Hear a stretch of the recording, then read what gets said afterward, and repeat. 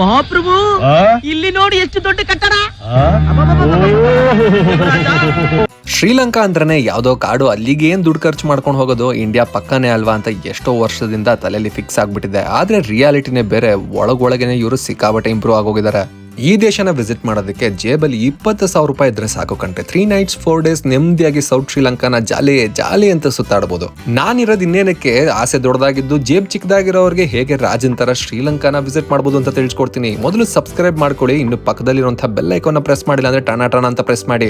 ಬೆಂಗಳೂರಿಂದ ಶ್ರೀಲಂಕಾದ ಕೊಲಂಬೋಗೆ direct flights ಇದೆ. ಅದು ತಗೊಂಡು ಹೋಗೋಣ ಅನ್ಕೊಂಡ್ರೆ ಇಡೀ ಶ್ರೀಲಂಕಾಗೆ ಇಟ್ಟಿರೋ ಬಜೆಟ್ ನ ಬರೀ ಫ್ಲೈಟ್ಸ್ ಮೇಲೆ ಸುರಿಬೇಕಾಗತ್ತೆ.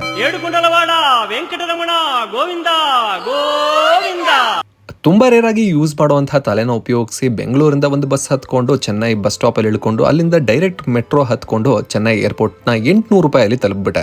ಇನ್ನೂ ಕಲಾವಿದರಾಗಿದ್ರೆ 400-500 ರೂಪೀಸ್ ಒಳಗೂ ಬರ್ಬೋದು. ಬೆಂಗಳೂರಿಂದ ಶ್ರೀಲಂಕಾಗೆ one way 9,000 to 10,000 flight ticket ಇದೆ. ಅದೇ ಚೆನ್ನೈಯಿಂದ 6,000 ರೂಪೀಸ್ಗೆ ಸಿಗುತ್ತೆ.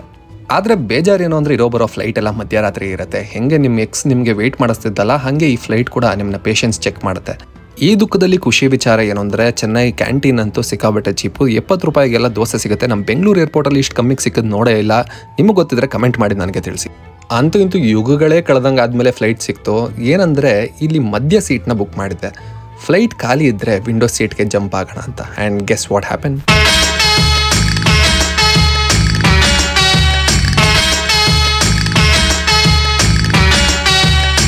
ಈ ಫ್ಲೈಟ್ ಜರ್ನಿ ಕೇವಲ 1 hour ಅಷ್ಟೇ. ಶಿವ ಅಂತ 2 ಸಾಂಗ್ ಕೇಳೋಣ ಅಂತ ಇಯರ್ಫೋನ್ ಹಾಕೊಂಡೆ. ಪ್ರಿಪೇರ್ ಫಾರ್ ಲ್ಯಾಂಡಿಂಗ್ ಅಂದ್ಬಿಟ್ರು. ನಮ್ಮ ಫೋನ್ ಪೇ UPI ಇಲ್ಲೂ ವರ್ಕ್ ಆಗುತ್ತೆ ಕಂಟ್ರಿ ಇನ್ಮೇಲೆ. ಗೈಸ್, ಇಮಿಗ್ರೇಷನ್ ಅಂತೂ ಸೂಪರ್ ಬೆಣ್ಣೆ ಥರ ಆಗೋಯ್ತು. ಏನು ಕ್ವಶನ್ ಕೇಳಿಲ್ಲ. ಸುಮ್ಮನೆ 3 ಮಣ ಪ್ರಿಂಟೌಟ್ ಎತ್ಕೊಂಬಂದಿದ್ದೆ. ಸ್ಟೇದು, ಫ್ಲೈಟ್ದು, ರಿಟರ್ನ್ ಫ್ಲೈಟ್ದು ಎಲ್ಲ ನಮ್ಮವರೇ ಕೇಳಿದ್ರು. ರಿಟರ್ನ್ ಫ್ಲೈಟ್ ಟಿಕೆಟು, ಸ್ಟೇ ಎಲ್ಲಿ, ETA ಕೊಡಿ ಅಂತ. ಇವ್ರು ಏನೂ ಕೇಳಿಲ್ಲ. ಫಸ್ಟ್ ಟೈಮ್ ಇನ್ ಶ್ರೀಲಂಕಾ ಅಂದೆ. ವೆಲ್ಕಮ್ ಅಂದರು. ಬಂದೆ ಒಳಗೆ. ಸೊ ಏನಿಲ್ಲ, ಸಿಂಪಲ್ ಪ್ರೊಸೀಜರ್ ಇದೆ. ನೀವು ಇಲ್ಲಿಗೆ ಬರೋಕ್ಕಿಂತ ಮುಂಚೆ ETA ಅಂತ ಒಂದು ಬರುತ್ತೆ. ಸೊ ವೆಬ್ಸೈಟ್ ಅವ್ರದ್ದು, ಶ್ರೀಲಂಕನ್ ವೆಬ್ಸೈಟಲ್ಲಿ ಅದನ್ನು ಫಿಲಪ್ ಮಾಡಿ, ಆಮೇಲೆ ಅರೈವಲ್ ಕಾರ್ಡ್ ಇರುತ್ತೆ, ಅದನ್ನು ಅಲ್ಲೇ ಫಿಲಪ್ ಮಾಡಿ. ಸೊ ಅದ್ರದ್ದು printout, return ticket, stays book ಮಾಡಿ ಅದ್ರ ಪ್ರಿಂಟೌಟ್ ತೊಗೊಂಬನ್ನಿ. ಕೇಳಿದ್ರು ಇಲ್ಲ ಅಂದ್ರಿಲ್ಲ. ಸೊ ಇಲ್ಲಿ ಬಂದ ತಕ್ಷಣ ನಿಮಗೆ ಇಲ್ಲಿ ಕಂಪ್ಲೀಟ್ ಸಿಮ್ ಕಾರ್ಡ್ ನೋಡ್ಬೋದು. ನನ್ನಿಂದ ನೀವಲ್ಲಿ ಸಿಮ್ ಕಾರ್ಡ್ ಇದೆ. ಸೊ ಆ ಕಡೆ ಕರೆನ್ಸಿ ಎಕ್ಸ್ಚೇಂಜ್ ಇದೆ. ಪ್ರತಿಯೊಂದು ನಿಮ್ಗೆ ಆರಾಮಾಗಿ ಸಿಗುತ್ತೆ. ಅಂದರೆ ಯೂಶ್ವಲಿ ಏರ್ಪೋರ್ಟಲ್ಲಿ ಕೆಟ್ಟ ರೇಟ್ಗಳು ಕೊಡ್ತಾರೆ. ನಿಮಗೆ ಒಂದು 3-4 ಸಾವಿರ ಲಾಸ್ ಆಗೋಗುತ್ತೆ. ಆ ಥರ ರೇಟ್ಗಳು ಕೊಡ್ತಾರೆ. ಬಟ್ ಸರ್ಪ್ರೈಸಿಂಗ್ಲಿ ಇಲ್ಲಿ ಒಂದು ನಮ್ಮ ಇಂಡಿಯನ್ ರುಪೀಸ್ಗೂ ಒಳ್ಳೆ ರೇಟೇ ಇದೆ. ಸೊ ಇಲ್ಲಿಂದ 1 ಕಿಲೋಮೀಟ್ರ್ ನಡ್ಕೊಂಡು ಹೋದರೆ ಸೊ ಹೊರಗಡೆ ನಿಮಗೆ ಒಂದು ಬಸ್ ಸ್ಟಾಪ್ ಸಿಗುತ್ತೆ. ಸೊ ಆ ಬಸ್ ಸ್ಟಾಪಿಂದ ಕೊಲಂಬೋಗೆ ಬಸ್ ಸಿಗುತ್ತಂತೆ. ಲ್ಯಾಂಡ್ ಆಗೋದೇನೋ ಆದರೆ ಮನುಷ್ಯರು ಓಡಾಡೋ ಟೈಮಲ್ಲಿ ಆಗೋ ಬದಲು ದೆವ್ಗಳು ಓಡಾಡೋ ಟೈಮಲ್ಲಿ ಇರೋ ಬರೋ ಮೂವಿ ಡೈಲಾಗ್ಗಳೆಲ್ಲ ತಲೆಯಲ್ಲೇ ಓಡಾಡ್ತಾ ಇತ್ತು. ಈ ಏರಿಯಾ ಇಷ್ಟೊತ್ತಿಗೆಲ್ಲ ಸಿಕ್ಕಾಪಟ್ಟೆ ಖರಾಬು. ನಕ್ರ ಏನಾರ ಮಾಡಿದ್ರೆ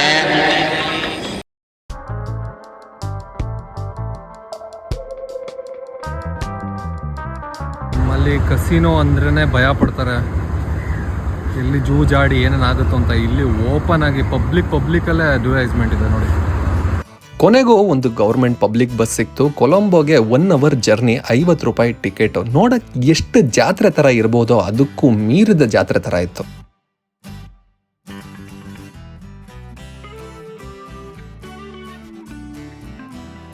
ನಮ್ಮ ಕಂಟೆಂಟ್ ಕ್ರಿಯೇಟರ್ಸ್ಗಳ ಕಷ್ಟನೇ ಬೇರೆ ಇರುತ್ತೆ ಸೋಲೋ ಟ್ರಾವೆಲಲ್ಲಿ. ಮೊದಲಿಗೆ ಕ್ಯಾಮ್ರಾ ಸೆಟ್ ಮಾಡೋ, ಅದನ್ನು ಕರೆಕ್ಟ್ ಆ್ಯಂಗಲಲ್ಲಿಡೋ, ಆಮೇಲೆ ಪ್ರಾಪರ್ಟಿ ಸೆಟ್ ಮಾಡೋ, ಇದೆಲ್ಲ ಆದಮೇಲೆ ಕುಡಿಯೋ ಥರ ಡೌ ಮಾಡೋ.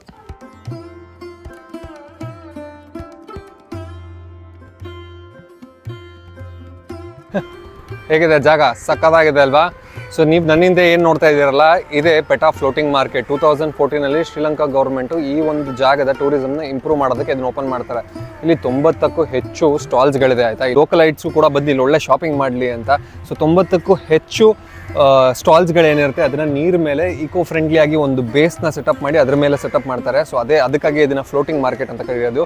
ಸೊ ಇವಾಗ ಬೆಳಗ್ಗೆ ಇನ್ನೂ 6 ಗಂಟೆ ಆಗಿರೋದ್ರಿಂದ ಯಾವುದೂ ಸ್ಟಾಲ್ಸ್ಗಳು ಕೂಡ ಓಪನ್ ಇಲ್ಲ. ಸೊ ಮತ್ತೆ ಇದನ್ನು ನಿಮಗೆ ತೋರಿಸ್ತೀನಿ ಹೇಗೆ ಕಾಣಿಸುತ್ತೆ ಅಂತ. ನನ್ನ ಸ್ಟೇ ಬಂದು ಕೊಲಂಬೋ ಅಲ್ಲ. ಅಲ್ಲಿ ನೋಡೋಕ್ಕೆ ಓಡಾಡೋಕ್ಕೆ ಅಂತ ಇಂಪಾರ್ಟೆಂಟ್ ಅಟ್ರಾಕ್ಷನ್ಸು ಇಲ್ಲ ಬಿಡಿ. ಇರೋ ಟೈಮಲ್ಲಿ ಊಬರ್ ಥರನೇ ಪಿಕ್ಮಿ ಅಂತ ಇವರಲ್ಲಿ ಆ್ಯಪ್ ಇದೆ. ಅದರಲ್ಲಿ ಬೈಕ್ ಟ್ಯಾಕ್ಸಿ ಬುಕ್ ಮಾಡಿ 3 ಕಿಲೋಮೀಟರ್ ದೂರ ಇರುವಂತಹ ಗಾಲ್ಫ್ ಫೇಸ್ ಗ್ರೀನ್ಗೆ ಹೊರಟೆ. ನಾನೊಳ್ಳೆ ಚಿಕ್ಕ ಮಗು ಥರ ಈ ಕಡೆ ಆ ಕಡೆ ನೋಡ್ತಾ ಇದ್ದೆ, ಯಾಕಂದರೆ ಒಂದೊಂದು ಜಾಗಗಳು ಸೇಮ್ ಇಂಡಿಯಾ ಥರನೇ ಇತ್ತು, ಆದರೆ ನಮಗಿಂತ ಇನ್ನೂ ಬಹಳಷ್ಟು ಡೆವಲಪ್ಡ್ ಆಗಿರೋ ಥರ ಕ್ಲೀನ್ ಆಗಿತ್ತು. ಆಮೇಲೆ ಗೊತ್ತಾಯಿತು ನಮ್ಮ ದೇಶದ ಒಂದು ಸಿಟಿಯ ಪಾಪ್ಯುಲೇಷನ್ನ 10% ಈ ಇಡೀ ದೇಶದ ಪಾಪ್ಯುಲೇಷನ್.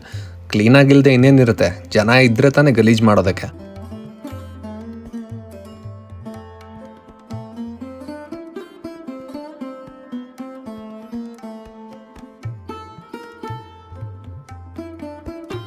ನಮ್ಮಲ್ಲಿ ಸುಮಾರು ಜನಕ್ಕೆ ಕ್ಯೂರಿಯಾಸಿಟಿ ಇರುತ್ತೆ, ಶ್ರೀಲಂಕಾದವ್ರು ಏನು ತಿಂತಾರೆ, ನಮ್ಮ ಇಂಡಿಯನ್ ಫುಡ್ ಸಿಗುತ್ತಾ, ವೆಜ್ ಫುಡ್ ಸಿಗುತ್ತಾ ಅಂತ. ಸೊ ಅದ್ರ ಬಗ್ಗೆ ಮಾತಾಡೋಣ, ಒಂದಿಷ್ಟು ಡೌಟ್ಗಳನ್ನ ಕ್ಲಿಯರ್ ಮಾಡೋಣ. ಶ್ರೀಲಂಕಾದಲ್ಲಿ ವೆಜ್ ಫುಡ್ ಏನೋ ಸಿಗುತ್ತೆ, ಆದರೆ ಪ್ಯೂರ್ ವೆಜ್ ರೆಸ್ಟೋರೆಂಟ್ಗಳು ಬಹಳನೇ ಕಮ್ಮಿ. ಬೂತ್ ಕನ್ನಡಿ ಹಾಕೊಂಡು ಹುಡುಕಿದ್ರು 1-2 ಸಿಗ್ಬೋದು.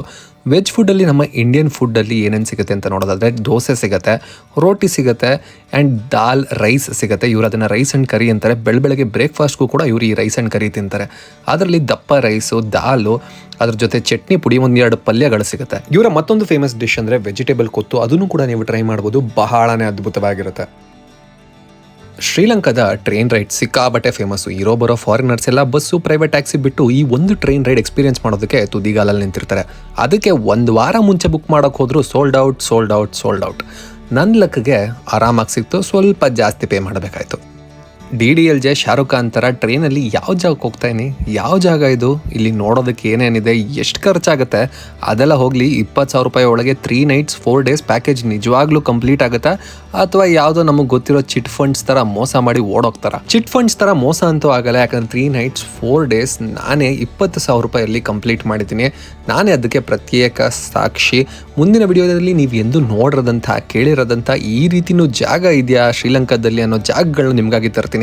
ಇಲ್ಲಿವರೆಗೂ ಇಂಡಿಯಾದಿಂದ ಎಷ್ಟು ದುಡ್ಡು ಖರ್ಚಾಯಿತು ಅಂತ ನೋಡೋದಾದರೆ, ಚೆನ್ನೈಯಿಂದ ಕನ್ಸಿಡರ್ ಮಾಡೋಣ, ಫ್ಲೈಟ್ಗೆ 12,000 ಹೋಗ್ತಾ ಬರ್ತಾ. ಇದರಲ್ಲಿ ಸರ್ಪ್ರೈಸಿಂಗ್ ಅಂದರೆ 7 kg ಕ್ಯಾರಿ ಆನ್ ಜೊತೆ 15 to 30 kg check in bag ಕೂಡ ಇರುತ್ತೆ. ಕಮ್ಮಿ ಪ್ರೈಸಲ್ಲೂ ಚೆಕ್ ಇನ್ ಕೊಡ್ತಿರೋದೇ ದೊಡ್ಡ ವಿಷಯ ನೋಡಿ. 300 ರೂಪೀಸ್ ಸಿಮ್ ಕಾರ್ಡ್ಗೆ ಪೇ ಮಾಡಿದ್ದು, 50 ರೂಪೀಸ್ ಕೊಲಂಬೋಗೆ ರೀಚ್ ಆಗೋದಕ್ಕೆ ಪೇ ಮಾಡಿದ್ದು. ಇಷ್ಟೇ ಮೇಜರ್ ಖರ್ಚು. ಟೋಟಲ್ ಬಂದು 12,350 ರೂಪೀಸ್ ಮೇಜರ್. ಇನ್ನು ಫುಡ್ಡು, ಸ್ಟೇ, ಟ್ರೈನ್ ಖರ್ಚನ್ನೇ ಆ್ಯಡ್ ಮಾಡಿಲ್ವಲ್ಲ ಅಂತ ತಲೆ ಕೆಡಿಸ್ಕೊಬೇಡಿ, ಅದನ್ನೆಲ್ಲ ಮುಂದಿನ ವಿಡಿಯೋದಲ್ಲಿ ಮಾಡ್ಕೊಳ್ಳೋಣ. ಈ ವಿಡಿಯೋನ ಸಿಂಪಲ್ ಆಗಿ ಇಲ್ಲಿಗೆ ಇಡೋಣ. ಆ್ಯಂಡ್ ಆ್ಯಸ್ ಐ ಸೆಡ್, ಶ್ರೀಲಂಕಾದ train journey is one of the most popular train journeys. ಕೊಲಂಬೋಯಿಂದ ನಾನು ಹೋಗ್ತಿರೋಂಥ ಡೆಸ್ಟಿನೇಷನ್ಗೆ ಟ್ರೈನು ಸಮುದ್ರದ ಪಕ್ಕದಲ್ಲೇ ಟ್ರಾವೆಲ್ ಮಾಡ್ತಾ ಹೋಗುತ್ತೆ. ವ್ಯೂ ಅಂತೂ ಅದ್ಭುತ. ನಾನು ಅಂತ ಪಟ್ಟಿದ್ದೀನಿ, ನೋಡಿ ನೀವು ಕೂಡ ಈ ವಿಡಿಯೋ ಮುಖಾಂತರ ನೋಡಿ ಆನಂದಿಸಿ. ಮುಂದಿನ ವಿಡಿಯೋದಲ್ಲಿ ಸಿಗ್ತೀನಿ. ಅಲ್ಲಿವರೆಗೂ ಟೇಕ್ ಕೇರ್, ಬಾಯ್.